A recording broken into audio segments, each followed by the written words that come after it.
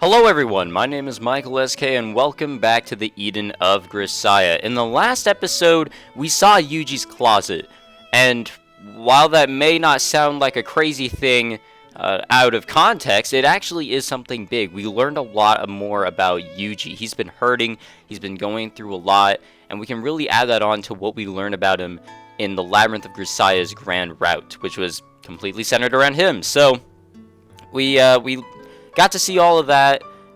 We got to see a glimpse of where Yuuji even is and what that side of the situation is like. It's still all sort of confusing, but the idea right now is that the government plans to use Yuuji in some sort of way.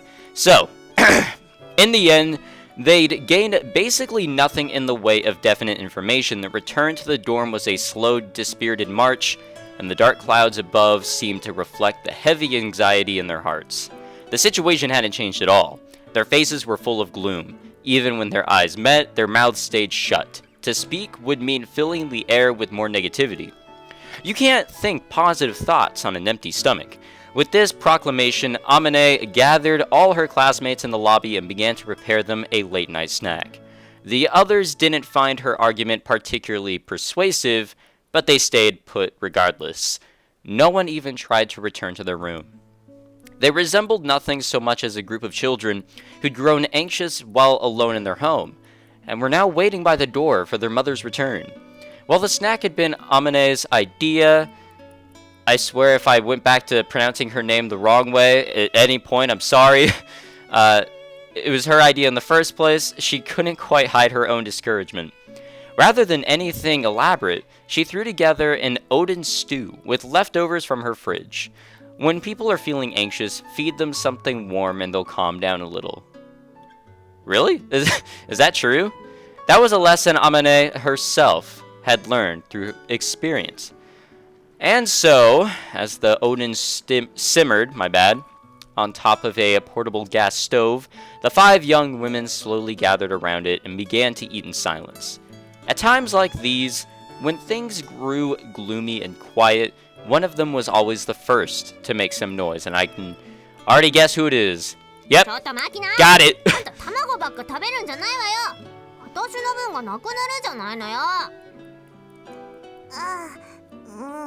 ごめんよ、チルチル。なんかボケっとしてた。代わりに大根あげるのよ。さあ、遠慮せずにお食べよ。熱々のところをさ。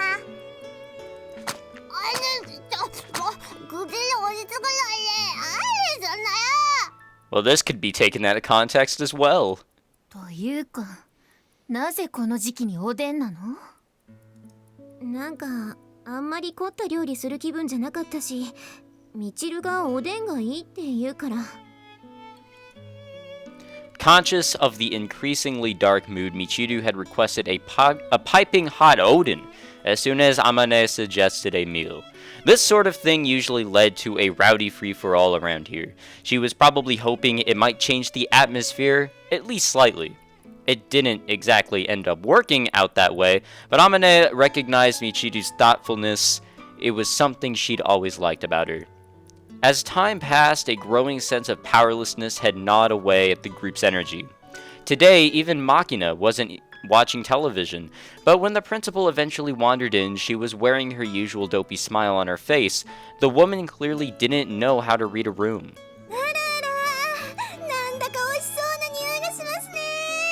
Yeah, that's not how you should enter this room. 何か？別におでんの匂いにつられてやってきたわけじゃありませんよ。そんな怖い顔しないでください。ん？ではおでんはいらんのだな。それとこれとは話は別です。というか、皆さんのご要望に応え、この立花千鶴、不審三端冷や汗さんとの思い出、なんとか春寺さんと連絡を取ることに成功しました。Oh shit, does this mean we get more information now? 何？でかしたのよ、チズチズ。よし、褒美にチルチルが半分食った熱々大根の残りを食わせてやる。ほれ！ちゃんと保護しなきゃダメね。Yeah. その代行私のなんですけど。そんなことより連絡が取れたって。はい今電話が保留のごメガネが曇って。 Snatching the cell phone her principal offered her, Yumiko took the call off hold and eagerly pressed the speaker to her ear. もしもし、榊です。ハルデラです。お父様の件ではいろいろとご迷惑を。ええ、そのことは今はいいです。それよりも風見くんの件ですが。もう大体の察しがついているのでは。 Yeah, I'd assume everyone really knows what's going on here. 確証がありません。と言われましても、私から説明できることにも制限があります。それはご理解いただけますか。承知しています。ではまず風見雄二の現在の状況ですが、テレビで報道されているように風見雄二がテロリストの仲間であるというのは誤報です。 Which is a good thing. Sort of. It's good that he's not a true criminal. それでも彼の得意な立場上、嫌疑が完全に晴れたわけでもありません。よって彼の身柄は秘匿施設にて拘束されています。健康状態は条件付きで良好。私から説明できるのはここまでです。それだけ？あと私から言えることがあるとすれば、風見雄二のことは忘れなさい。これ以上は関わってはダメ。所詮あなたたちとは住む世界が違う男だということぐらいかしら。 Oh man. だったらせめて風見くん本人と会話を。直接面会したいとは言いません。せめて電話で本人と話を。 In a way, I feel like that'd make things worse. There's really no good way out of this. それも無理な相談ね。こうして私とあなたが電話をしていること自体、あなたたちの学園長がかなり強引な手段を使って奇跡的につながったのだということも理解してください。それに。 Ooh, and also. それに。 Come on, tell us. 風見雄二本人はあなたたちに会いたくないと言っているわ。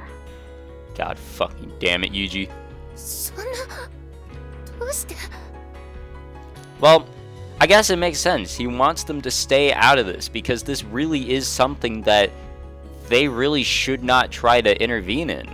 They can't really do anything without getting themselves wound up in something dangerous or troubling. あなたたちをこれ以上傷つけないため。といえば、かっこつけすぎよね。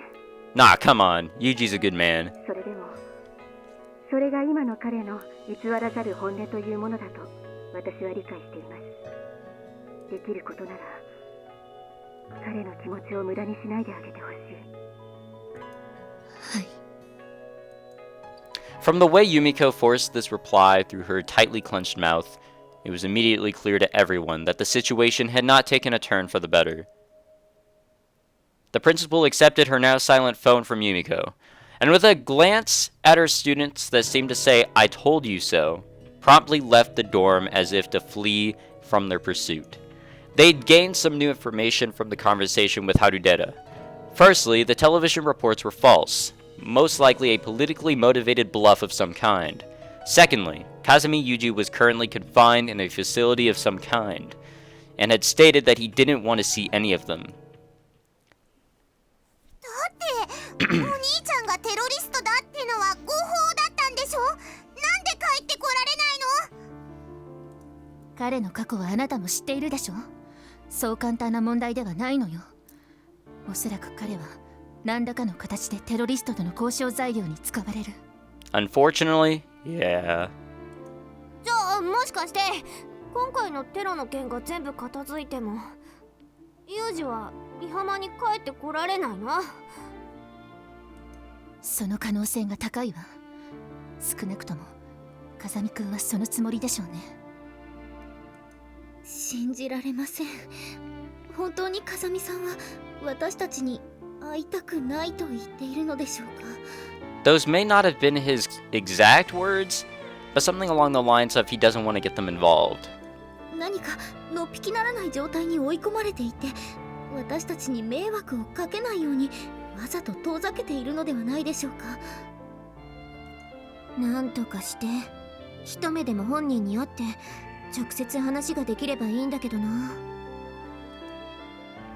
As the group's spirits sank lower and lower and a hint of resignation began to enter their voices, Machina abruptly leapt to her feet, her expression defiant. 冗談じゃねえのよさ。私はお兄ちゃんから待ってるだけの女になるなと育てられたのよ。ちょっとお茶がこぼれる。いいからそんなさい、あんたは。止めてくれるな、チルチル。もう私一人でも行くのよさ。 But to where? Yuuji himself had taught Machina to claim the things she wanted through her own efforts. Her reaction was perhaps only natural. These days, it was practically impossible to calm her down once she got worked up.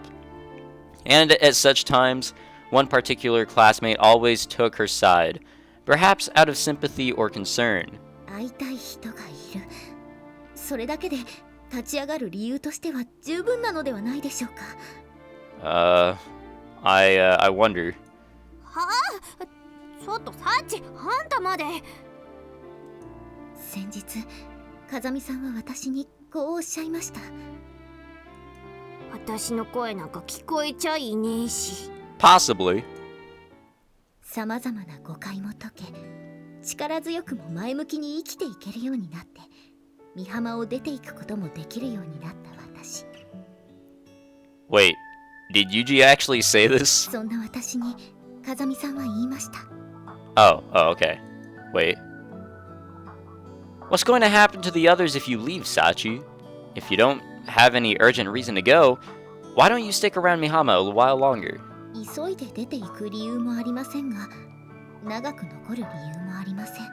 Okay, let me bring up my question that I stated just a minute ago. Did this conversation actually happen here? こう言ってしまうと言葉はよくありませんが、正直な話、他の方はどうでもいいのです。Okay, this is all bullshit. 風見さん、あなたには私は必要ですか？ Yeah, of course. I need you too, Sachi. でしたら、サチはずっとおそばにおります。 That's all bullshit, dude. Lost in her memory of the words, Sachi closed her eyes and turned her face upward, whispering to herself with evident pleasure. 一度必要とされてしまえば、愛されてしまえば、もう裏切ることなどできないのです。風見さんが私を必要としなくなるその日まで。それがメイド魂、それが小峰幸の生き様。メッシ奉公、七将報告、鬼畜米英。I don't really know what that last part has to do with anything, but alright. というわけで、私は風見さんのもとへ参ります。たとえその行き先が地獄であったとしても。いや、鬼畜米英は関係なくないっていうかさ、鼻息荒くして乗り込むのはいいんだけど、結局ユージがどこにいるのかわからなきゃどうしようもないじゃないのよ。 Exactly. Meikyuu actually makes sense now. 調べます。どうやって？ Oh shit. どうして私を見るのよ。聞こえませんか？私の心の声が。まあ、あなたの言いたいことはなんとなくわかるけど、金と情報ぐらいしか役に立たないんだから、少しは働いて役に立てばいいの。 Jesus Christ, dude! 心の声漏れてるから、分かってるから、言わなくていいから。 Come on, man. That's so お願いで rude. きますか？っていうか可能なの？そんなこと。まあ、風見くんの身柄がテロリストの手に落ちていないという前提であれば、何通りかの調査方法に心当たりがあるわ。ものすごいお金とそれなりの時間はかかると思うけれど。お金ならあるのよ。あなたの口座のお金は部活に動かせないでしょ。では私のサメ貯金を使ってください。お金をかければかけただけの情報が手に入るわけじゃないのよ。そのことで責められても困るし。いいわ、調査費用は私の資材で賄います。というか、そもそもサメ貯金って何？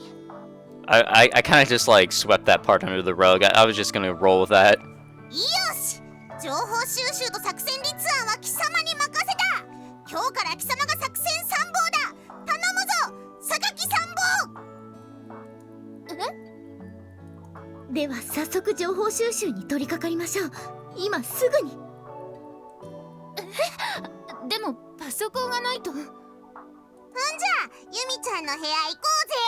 Yeah, I mean, she's got a computer there. 連行します。ちょっと痛い、引きずらないで。 Well, alright. やれごちそうさまぐらい言っていきなさいよね。 Oh, that's right. うん They were eating. I forgot about that. どうしたのみちる、一緒に行かないの？いいの？あの子たち放っておいて。仕方がないよ。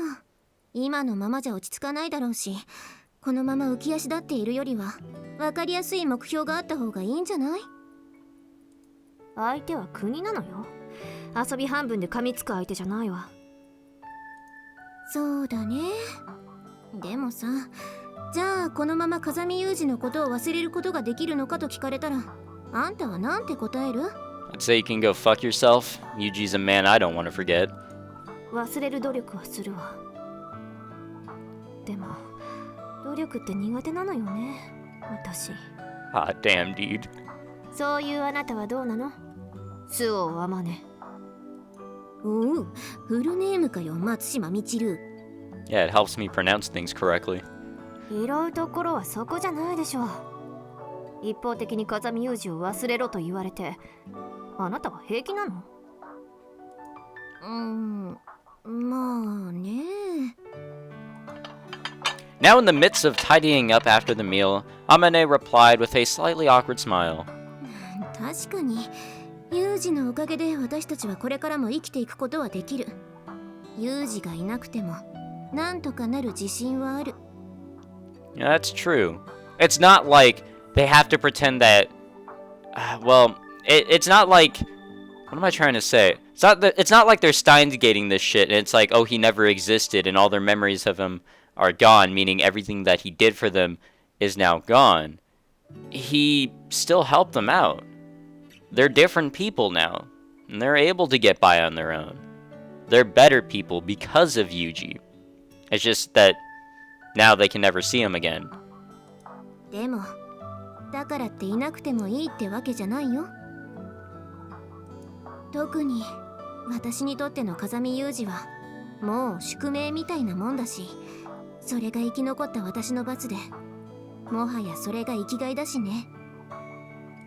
その割には随分と落ち着いているように見えるけど。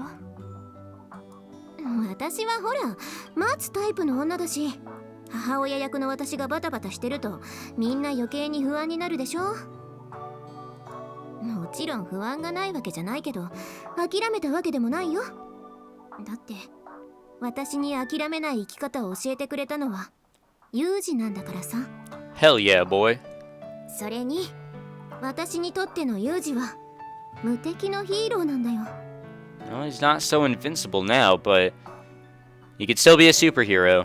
どこへ行ってどんな困難に直面しても、私がご飯の用意をして待っていればユージは必ず帰ってくるって信じてるもん。けなげね。でもあなた声が震えてるわよ。そんなことないよ。だったら私も何もしないでただじっとユージ君が帰ってくるのを待つことにするわ。何よ、人の顔じっと見て。そうだね。何せ相手は国だしね。どうあがいたって立ち向かえる相手じゃないし、下手なことしない方がいいよ。あんたも無理しなくていいよ。へえ、そういうこと言っちゃう。松島みちるはツンデレだよ。そういうこと言われちゃうと逆らいたくなるのよね。やめときなって。危ないよ。絶対後悔するよ。このみちる様をなめんじゃないわよ。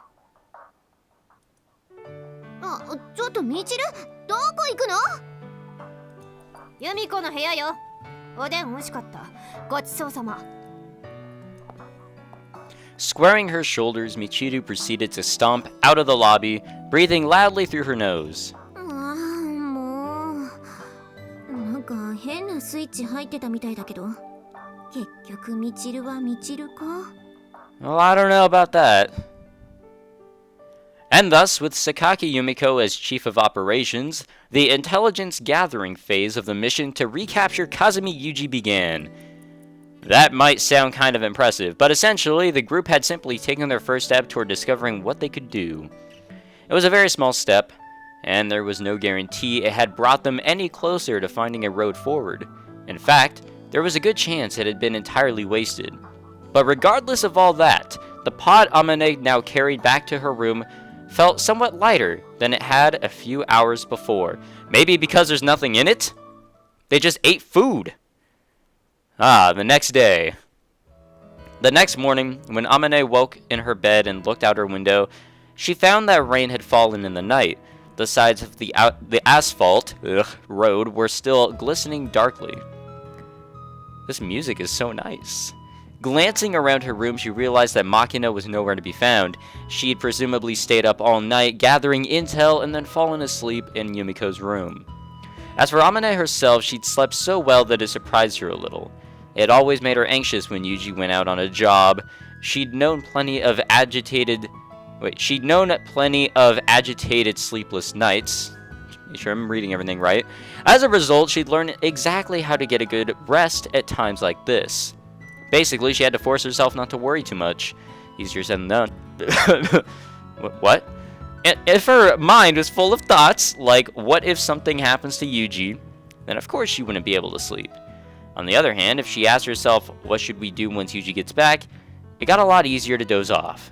Under the circumstances, she had to admit that line of thought seemed overly optimistic, but anyone interested in marrying this particular man probably needed a certain degree of stubborn faith, if only for the sake of their mental and physical health. And so, just go about life as normal, I guess. This seemingly carefree attitude was in fact a manifestation of Suo Amane's strength. She had plenty of bread, tomatoes, and lettuce lying around. It wouldn't take too long to make a salad and some toast. After that, she could cut a few slices of ham and fry some sunny-side-up eggs. Maybe it would be easier just to go with sandwiches? That way she could have everything ready by the time the girls woke up.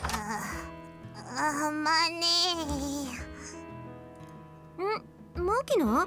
あんた起きてたの？眠いのよ。眠いんだけど、お腹が減って眠れないのよさ。なんかすぐに食べられるものない？サンドイッチならすぐにできるけど、待てる？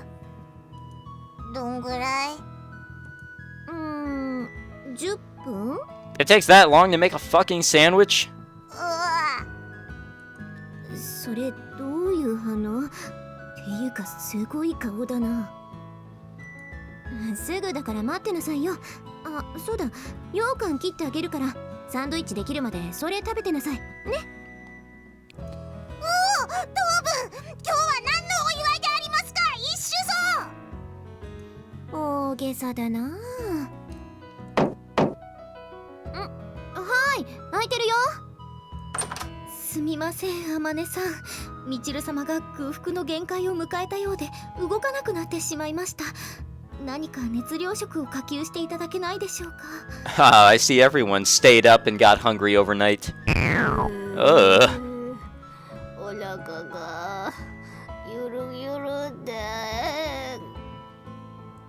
あらら、みちるもか。今サンドイッチ作ってあげるから、それまでは羊羹でも食べて。羊羹？どこにあるの？羊羹？生き返った。羊羹なら今マキナが。は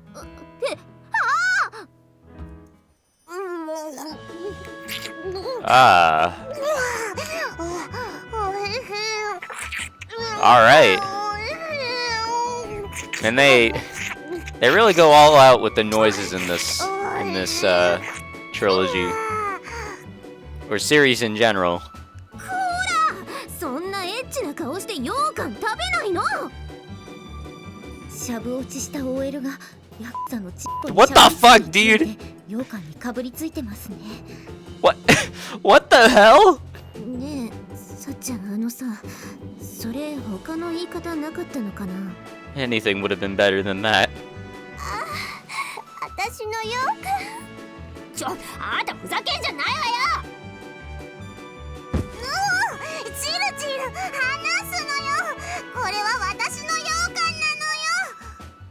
うるさい。あんたもういっぱい食べたでしょ。次は私よ。これは私の羊羹なの。 Nom nom nom. That's how I eat my food. I make those noises. そんなにいっぱい食べちゃダメ。 Alright. Back to that, I guess. ご覧ください、天音さん。一本の羊羹を奪い合ってのダブルフェラ状態です。エロいですね。もしかして全然寝てないの？あんたたち。はい、睡眠不足のせいかみんな頭が少し変です。Oh, I don't want to see Sachi in a sleep-deprived state. 私も加わってトライアングルフェラに参加してもよろしいでしょうか。 What? ああ、もうすぐ用意するからおとなしく待ってなさい。 Oh man. No matter the circumstances, human beings always grow hungry. And once you add sleep deprivation to the mix, it's not unusual for things to get a little out of hand. Amane was herself extremely familiar with the negative effects of hunger and fatigue could have on the human psyche. Yep, that's for sure. No one here was on the verge of resorting to violence, of course, but it still pained her to see two people fighting over a single piece of food. Fortunately, there was no need for concern. So Amane always kept herself well stocked for just such an occasion. Soon enough, she'd opened up a few cans of pineapple to tide everyone over until the sandwiches were ready. The half-crazed young ladies proceeded to devour them messily, all but pushing their faces into the cans. 5 minutes later, the derangement brought on by their hunger and exhaustion had finally begun to fade. はーい、サンドイッチできたよ。アメリカ産の真っ黄色のマスタードとオランダ産のトマトケチャップはここね。あとは好きにハムと野菜乗せて食べなさい。チルチル食い方知ってる？食い方も何も好きなもの乗っけて食べるだけでしょ。ちげえんだって。まずパンにマスタード塗るんだって。ちょっとかけすぎじゃない。 Oh no. あんま辛くないからこんぐらいでいいのよ。ほんでな、レタス敷くじゃん。ケチャップブビるじゃん。 Wait, so from what I'm understanding how the sandwich is being made, we have a piece of bread, a shit ton of mustard on it, then a lettuce piece, and then a shit ton of ketchup. うわー、だからかけすぎだってば。ほんでスライスチーズとハムな。その上にスライスオニオンとトマトでパンで挟んでガブッと食うのよ。 That is チルチルはパンの耳は落とす派？ that is not how I make my sandwiches at all. どっちでもいいけど。まあとにかく食ってみ。うめえから。はん、おいしい。はーい、卵も焼けたわよ。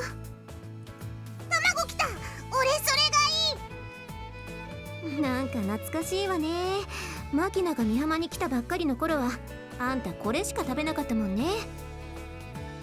そうなんですか？そうよ。前に話さなかったっけ。マキナってば昔は何食べさせても喜ばなくて、でもこの卵サンドだけはよく食べたのよね。だってすっげえ美味しかったのよ。こんな簡単に作ったものが一番美味しいって言われたんだから、当時の私ショックだったな。確かに美味しいです。簡単なんですか？うん、卵3個をボウルに割って塩コショウを少々、あとはマヨネーズを多めに大さじで5、6杯くらい入れてよく混ぜてからフライパンで油を使わずにガシャガシャっと炒めてトロトロになったら完成。 Guys, I gotta admit something. This all sounds like gibberish to me because I don't know how to cook. This is like a different language. なるほど、小峰幸覚えました。そういえば榊さんは寝ちゃったの？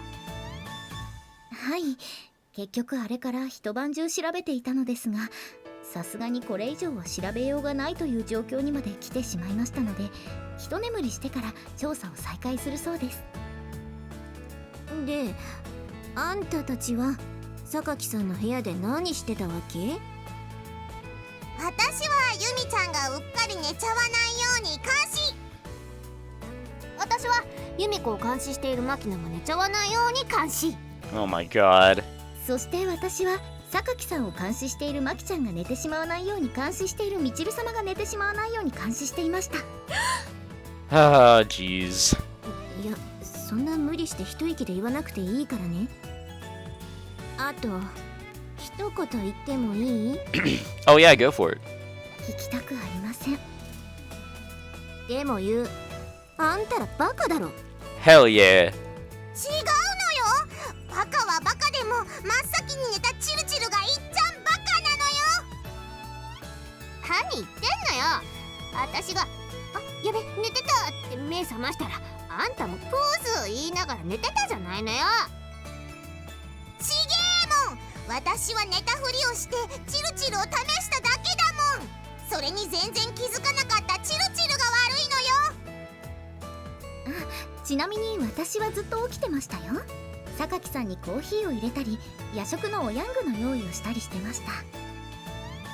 というか、考えてみればもともと榊さんは夜型ですし、監視の必要もなかったのですけれど、新しい情報は1秒でも早く知りたかったので、結局朝まで。 And I assume no new information came up. それで何か新しい情報は手に入ったの？ Well, I guess we'll figure that out next time. Now that the music has changed, the direction of everything has changed in this conversation, I say we stop it here for this episode. So thank you very much for watching, guys. If you enjoyed this episode, make sure you leave a like and subscribe for more. We are on Unseen Enemies, whatever that entails. So, I'll see you guys next time. Take it easy.